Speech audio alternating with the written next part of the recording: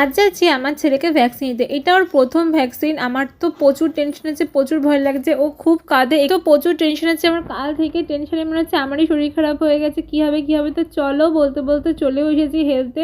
তো একটু লাইন আছে, ওর জন্য দাঁড়িয়ে আছি। তো আমার তো খুব ভয় লাগছে কী হবে কী হবে? তো এরপর আমাদের ডেকে নিল।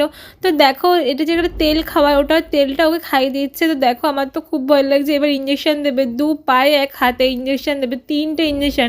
আমার তো খুব কষ্ট হচ্ছে, ওর অনেকটা লাগবে এই ভেবে, ও কান্না করবে এই ভেবে।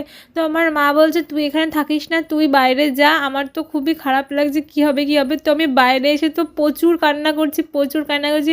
সবাই বলছে কেঁদো না কেঁদো না, তাও আমার মন মানছে না যে ভেতরে কী হচ্ছে, কতটা লাগছে ওর ভেবে। তো দেখো ও না সব বাচ্চা থেকে কমই কেঁদেছে, ওর কমই মনে হয় লেগেছে। তো দেখো এখানে একটু কাঁদছিল, তারপরে এত বাচ্চা আছে সবাই সাথে কথা বলছিল, তারপর অনেকটা ঠিক হয়ে গেছে। দেখো এখন হাসছে। তো এখন আর বেশি কথা বলবো না, তো তাড়াতাড়ি আমাদের বাড়ি যেতে হবে। তো চলো।